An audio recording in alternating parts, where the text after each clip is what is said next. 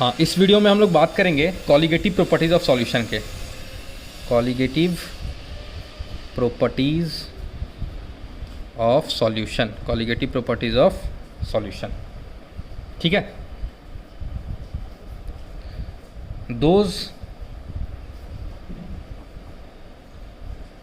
properties of a solution which depend on the number of solute particles present in the solution are called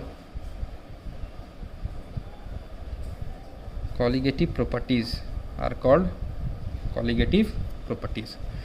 Those properties of a solution which depend on the number of solute particles present in the solution are called colligative properties. इसका मतलब ऐसे properties किसी solution के जो कि किस पे depend करते हो, नंबर ऑफ सॉल्यूट पार्टिकल्स का मतलब क्या बोल सकते हैं, मोल्स पे डिपेंड कर रहा है। मोल्स क्या है, एक अमाउंट ही तो है, मोल्स ही तो बताएगा कि वो कितने पार्टिकल है। पार्टिकल मीन्स क्या, कितने एटम्स, कितने मॉलिक्यूल्स वगैरह है ना। तो ऐसे प्रॉपर्टीज सॉल्यूशन के जो कि डिपेंड करेगा किस पे, नंबर ऑफ सॉल्यूट के पार्टिकल्स पे, सॉल्यूट के पार्टिकल्स के नंबर पे डिपेंड करता हो, ऐसे प्रॉपर्टीज को हम लोग कॉलिगेटिव प्रॉपर्टीज बोलते हैं। देयर आर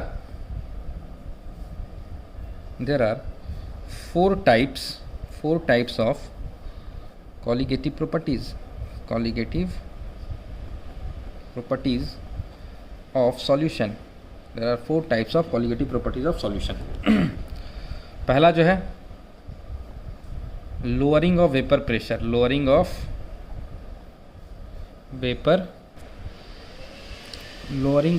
रोलिंग की जगह रिलेटिव लगा देना, relative lowering of vapor pressure of solvent।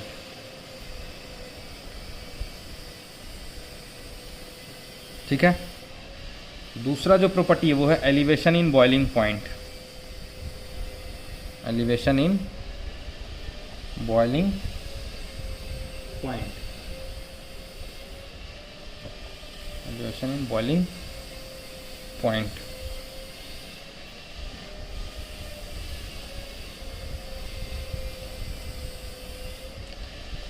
तीसरा जो प्रॉपर्टी है वो है depression in freezing point of solvent. चौथा है ऑस्मोटिक प्रेशर, जिसको पाई और पी से डिनोट करते हैं। ठीक है, तो पहला हमारे पास क्या है, relative lowering of vapour pressure. आज हम लोग इसको पढ़ेंगे, कल ये दोनों पढ़ के चौथा ये, और भी जो इसमें बचेगा सब खत्म कर देंगे। ठीक है, तो मोस्ट प्रोबेबली नेक्स्ट वीक तक ये चैप्टर फिनिश हो जाएगा, सॉल्यूशन चैप्टर फिनिश हो जाएगा। फिर हम लोग क्या स्टार्ट करेंगे, इलेक्ट्रोकेमिस्ट्री स्टार्ट कर लेंगे। ठीक है, चलो स्टार्ट करते हैं। Relative lowering of vapour pressure बहुत इंटरेस्टिंग टॉपिक है। कॉलिगेटिव प्रॉपर्टीज में relative lowering of vapour pressure. अब इसमें देखो, मान लो मैं तुमसे एक नॉर्मल सवाल पूछता हूँ कि ये मान लो पानी है, ठीक है, ये क्या है, वाटर है। वाटर क्या है, एक सॉल्वेंट है। आपने इसमें शुगर डाला, इसमें शुगर डाला।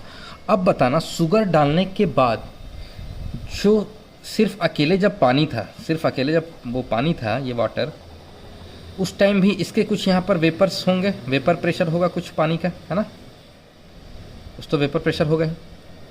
अब आपने जब शुगर डाल दिया तो ये वेपर प्रेशर शुगर डालने के बाद कम होगा, ज़्यादा होगा, उतना ही रहेगा। सोचो, और अगर होगा तो क्यों होगा, कम नहीं होगा तो क्यों नहीं होगा, ज़्यादा होगा तो क्यों होगा, सेम होगा तो क्यों होगा। सोचो, बताओ। मतलब जो पानी है ये सिर्फ पानी था, तो इसका वेपर प्रेशर इतना है, मान लो कुछ भी है वेपर प्रेशर। अब इसी पानी में तुम थोड़ा सा शुगर डाल दिए, सॉल्यूशन बन गया। शुगर डालने के बाद बताओ पानी, अब इस सॉल्यूशन का मतलब ये जो सॉल्यूशन बना यहाँ पर वेपर प्रेशर उतना ही रहेगा, कम होगा, ज़्यादा होगा? सोचो।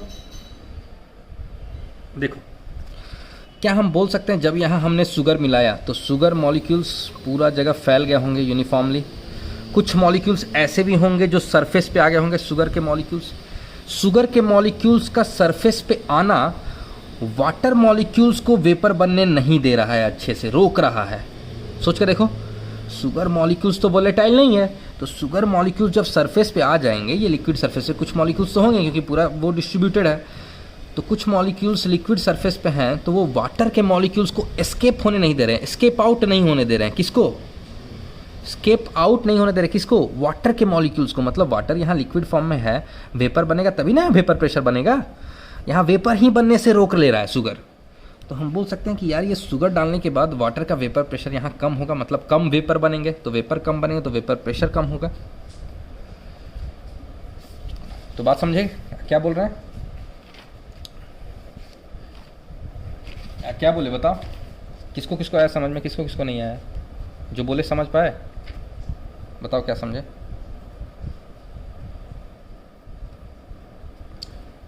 बताओ।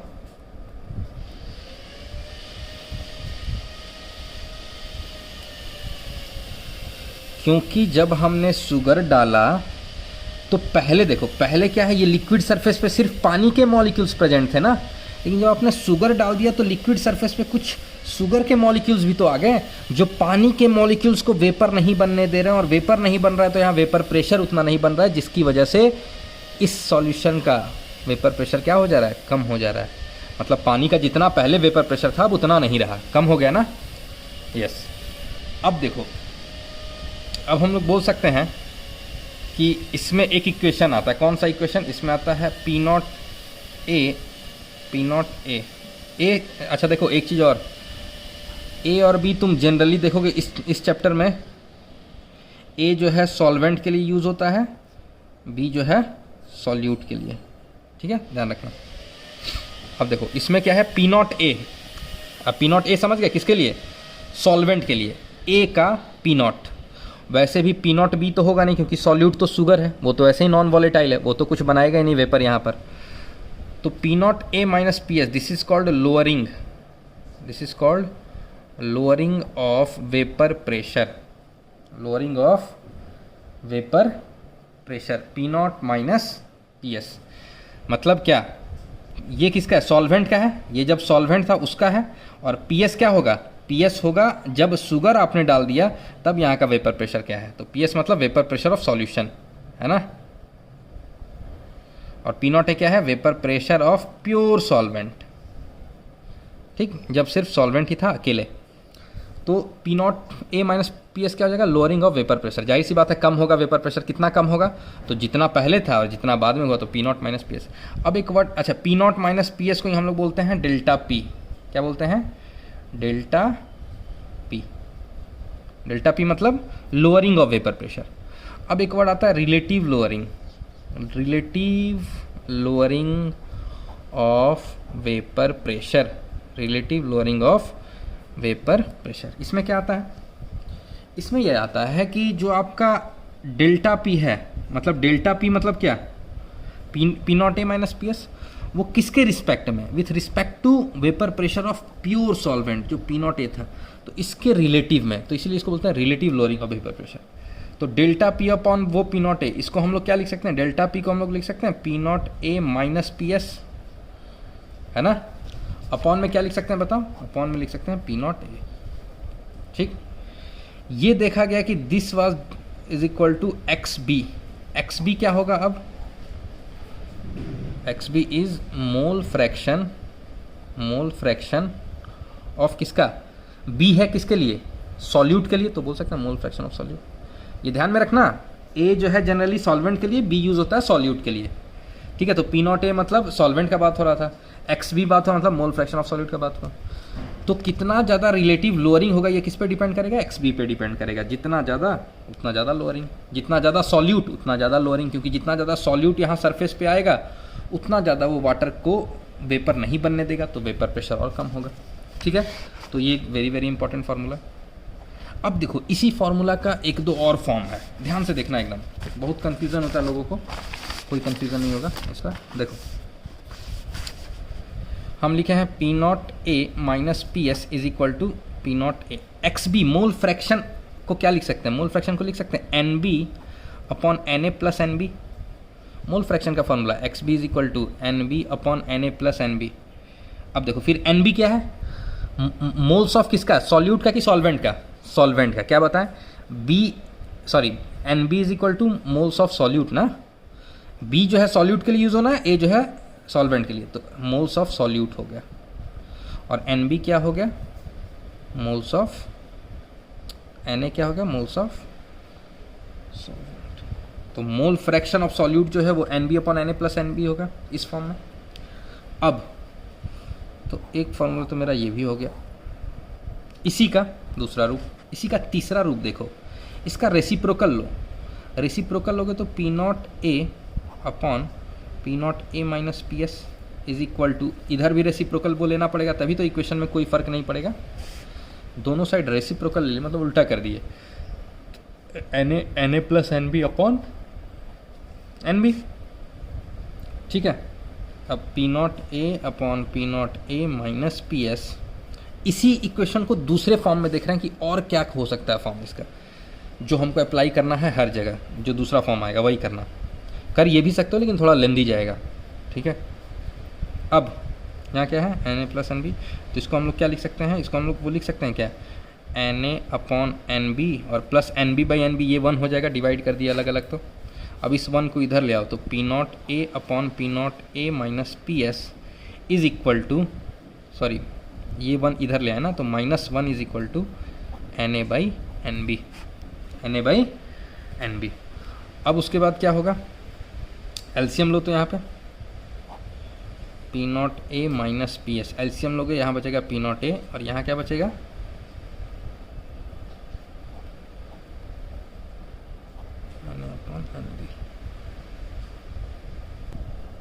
ठीक है, ये हो गया। अब इसके बाद देखो यहाँ से कर रहे हैं, कैंसिल करो तो क्या हो जाएगा, ऊपर में P naught A minus P S upon P naught A minus P S is equal to N A by N B. ठीक है, यही होगा ना,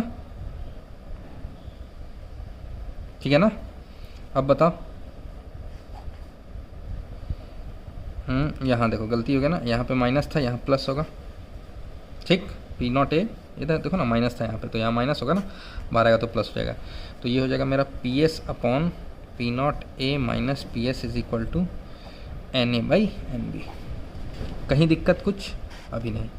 उसके बाद इसका क्या लो, फिर से रेसिप्रोकल करो, फिर से रेसिप्रोकल करोगे तो क्या हो जाएगा, P naught A minus P S upon P S is equal to N B by N A हो जाएगा क्या। ये यूज़ करना न्यूमेरिकल्स के लिए।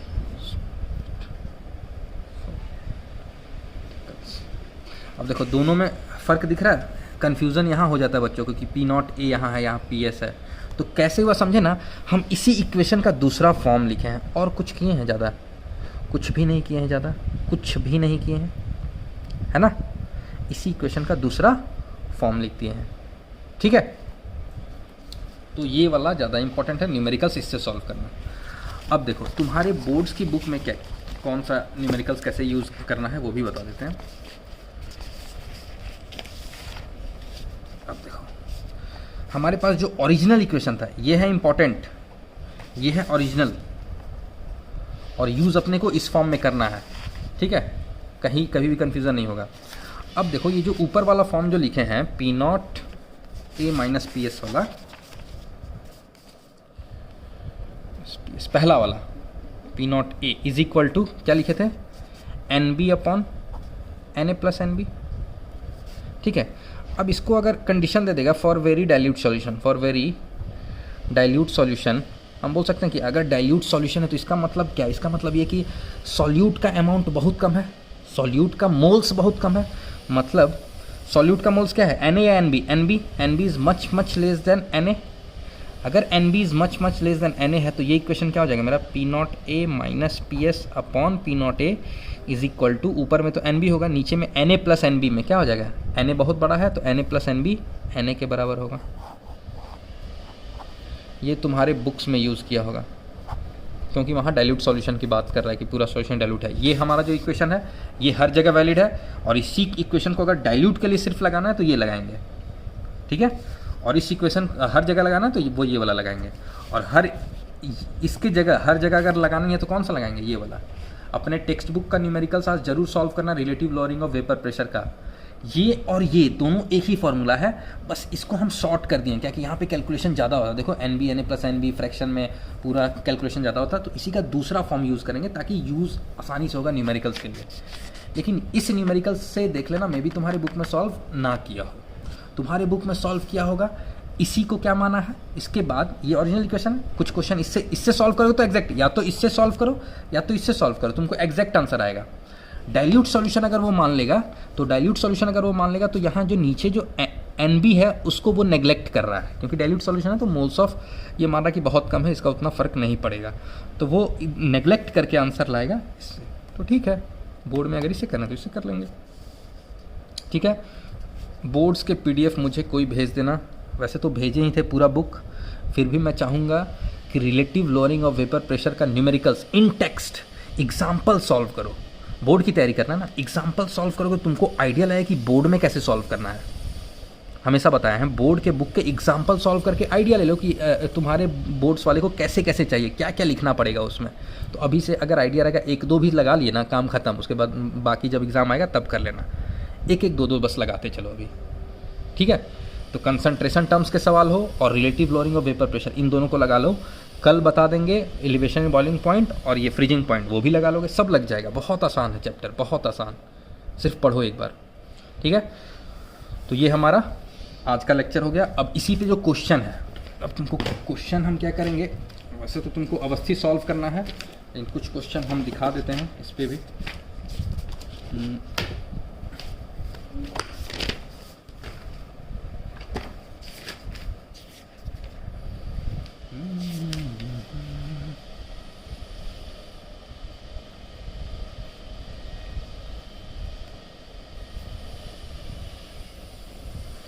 अब एक और चीज़ देखना, तुमको क्वेश्चन में कैसे फंसाएगा ये भी देख ही लो। अब तो मेरा न्यूमेरिकल्स के लिए कौन सा फॉर्मूला बेस्ट है, best formula for numericals this, एकदम कंफ्यूज मत होना।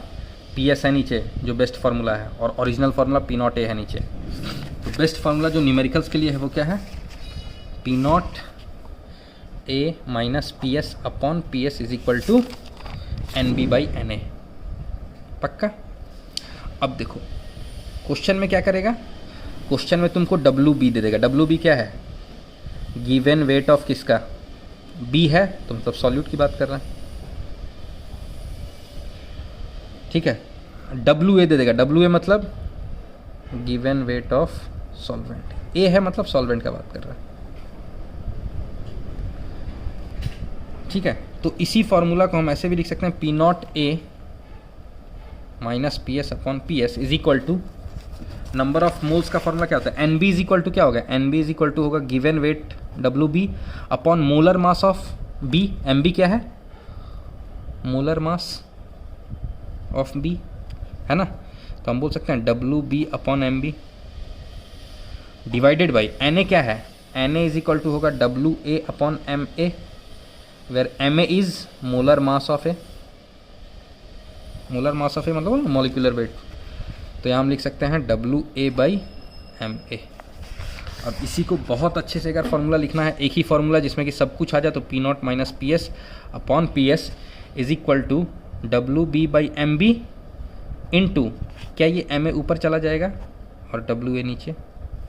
This is the final formula, इसी में तुमको देगा फंसाएगा। अब कभी कभी तुमसे पूछ देगा डेल्टा P बताओ, डेल्टा P का मतलब क्या है, डेल्टा P मतलब लोअरिंग ऑफ वेपर प्रेशर। तो लोअरिंग ऑफ वेपर प्रेशर पूछा मतलब ये पूछ रहा है P0 A माइनस PS, तो P0 A minus PS is equal to calculate कर दोगे डायरेक्ट। इसको इधर रखो, इसको बस इधर भेज देना, ये सब कुछ दिया रहेगा, तुमको पता रहेगा क्या सॉल्यूट है, क्या सॉल्वेंट है, उसका मोलर मास वगैरह। और जब पूछेगा रिलेटिव लोअरिंग ऑफ वो वेपर प्रेशर बताओ, तो delta P upon P0 A पूछ रहा है तुमसे, this is relative lowering of vapour pressure. ठीक है, तो जब जैसे जो फॉर्मूला यूज करने का मन हो कर लेना, ठीक है ना, क्वेश्चन वाइज।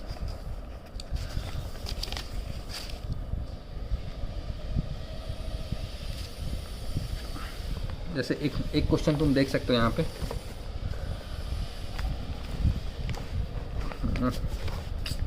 अरे यार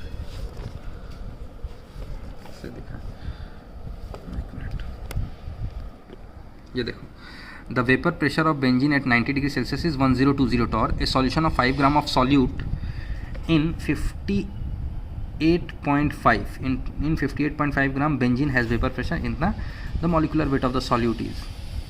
ठीक है, द मॉलिकुलर, तो देखो formula P naught minus P S upon P S is equal to जो ही बताया ना, छोटा वाला डब्ल्यू मतलब सॉल्यूट के लिए, बड़ा वाला डब्ल्यू मतलब सॉल्वेंट का गिवन वेट है। ठीक है, इसमें छोटा बड़ा करके दे दिया है, डब्ल्यू बी डब्ल्यू ए की जगह, मतलब डब्ल्यू ए को डब्ल्यू बी को इसने स्मॉल डब्ल्यू लिख दिया है, और डब्ल्यू ए को मतलब गिवन वेट को इसने कैपिटल डब्ल्यू लिख दिया सॉल्वेंट के लिए, है ना। ठीक है, और उसी तरह कैपिटल एम और स्मॉल एम दोनों मोलर मास है, ये वाला सॉल्वेंट का है, ये वाला, तुम देखोगे अभी जो फॉर्मूला लिखा है उसको लगा दोगे तो आ जाएगा, तुम्हारा आंसर आ जाएगा। ठीक है, इस टाइप के क्वेश्चंस रहेंगे। तुम अपने टेक्स्ट बुक में बहुत अच्छे क्वेश्चन दिए, मैं पिछले बार देखा था, बहुत अच्छा लगा था मुझे वो बुक, तो तुम लोग उससे सॉल्व करोगे। नरेंद्र अवस्थी अब चाहो तो खोल सकते हो, और हमको लगता है 20-25 तक जा सकते हो, अब 25-30 तक लोअरिंग ऑफ वेपर प्रेशर के सवाल कर सकते हो। ठीक है, अभी और उसमें जो होगा, अभी धीरे धीरे एलिवेशन इन बॉइलिंग पॉइंट और डिप्रेशन इन फ्रीजिंग पॉइंट, तो काफ़ी कुछ कवर हो जाएगा। ठीक है, पक्का, वेरी गुड, कर लोगे, कर ही लोगे तुम लोग, पता है मुझे, करना चाहिए, है ना। अगर अभी करोगे तो बहुत इजीली हो जाएगा सब कुछ। उसमें नरेंद्र अवस्थी में कुछ सॉल्युबिलिटी पे भी सवाल होंगे जो मैं लास्ट में पढ़ाता हूँ, अभी सिर्फ मैं आइडियल सॉल्यूशन को डील कर रहा हूँ। ठीक है, आइडियल सॉल्यूशन बोले तो लिक्विड, उसमें भी वो लिक्विड ओनली, है ना। बाइनरी सॉल्यूशन गैसेस का हम बताएंगे बाद में। ठीक है, चलो हम दोनों वीडियो अपलोड कर देते हैं।